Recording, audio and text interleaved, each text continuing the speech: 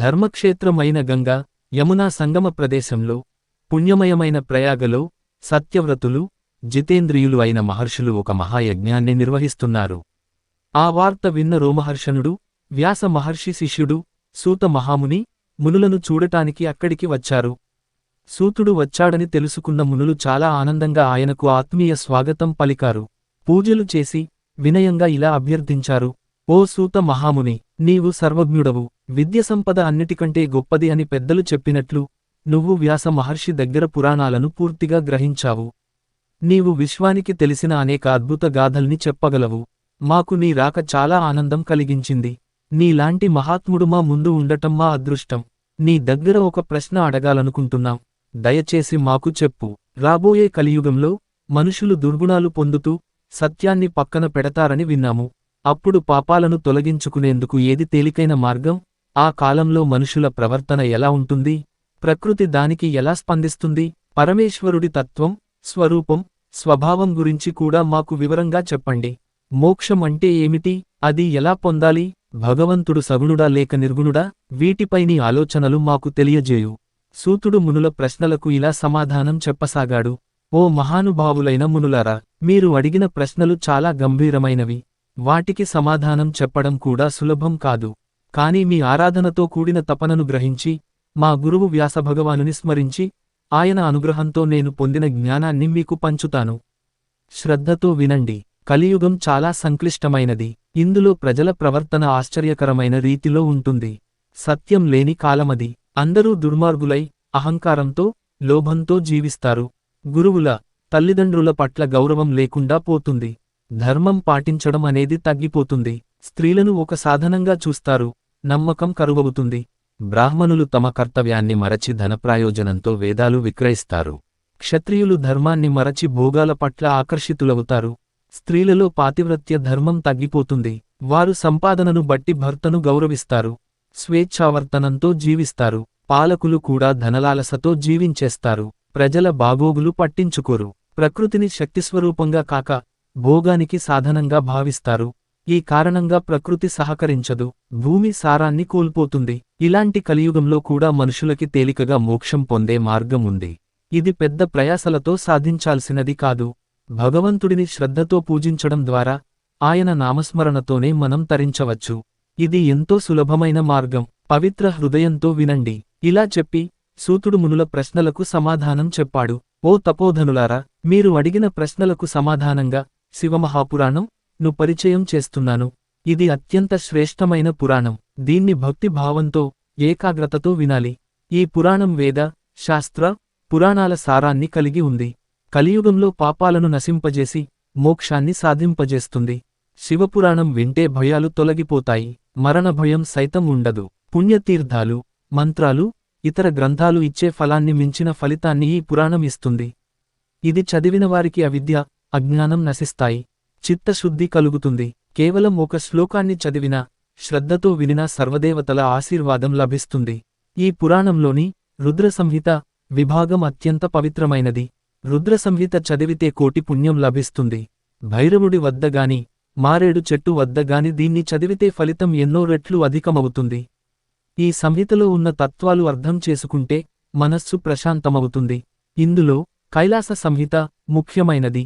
ఇది సాక్షాత్తు వేదమే. దీనిలో ప్రణవార్థం, శివతత్వం వివరించబడ్డాయి. దీన్ని చదివితే చిత్తశుద్ధి కలుగుతుంది. మనసును అదుపులో ఉంచగలిగిన వారు విశ్వాన్నే వశం చేసుకోగలరు. ఈ శివపురాణం మానవుల పాపాలను నశింపజేసే అమృతం లాంటిది.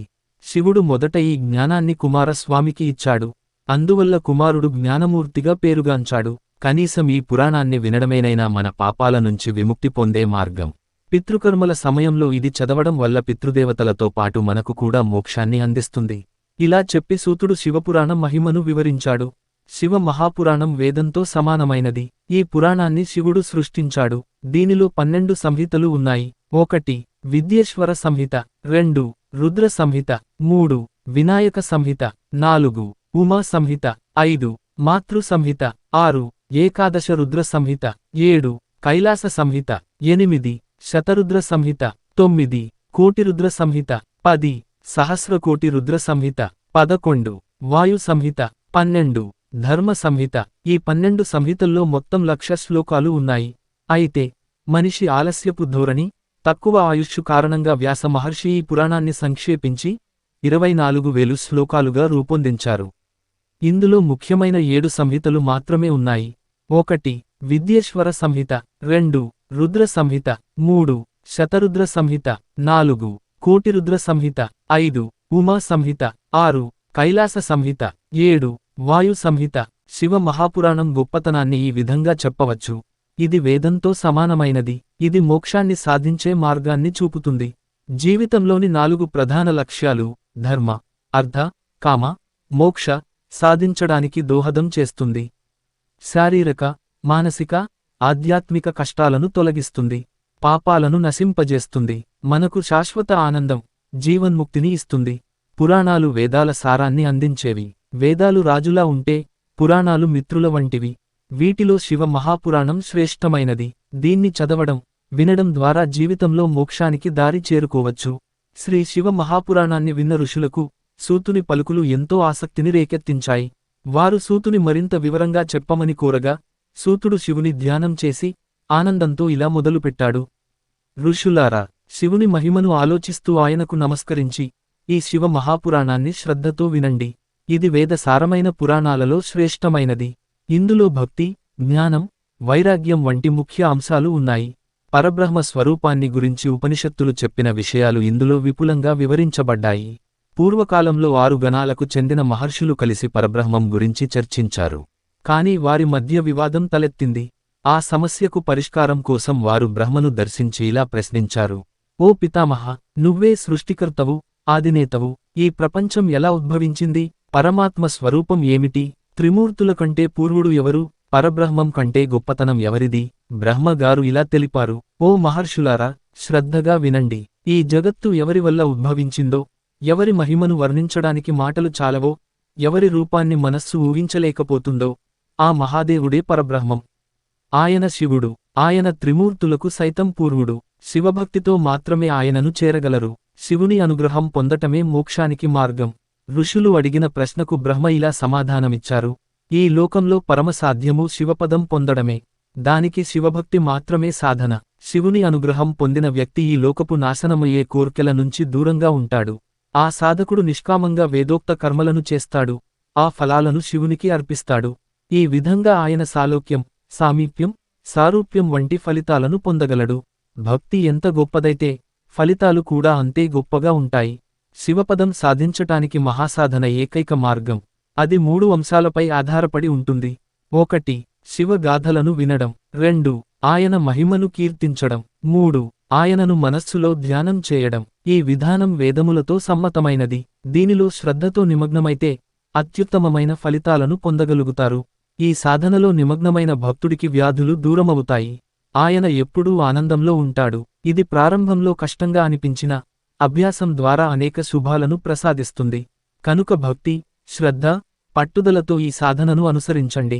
ఈ మార్గం శృతుల సమ్మతమైనది, శివుని చేరువ చేసేది.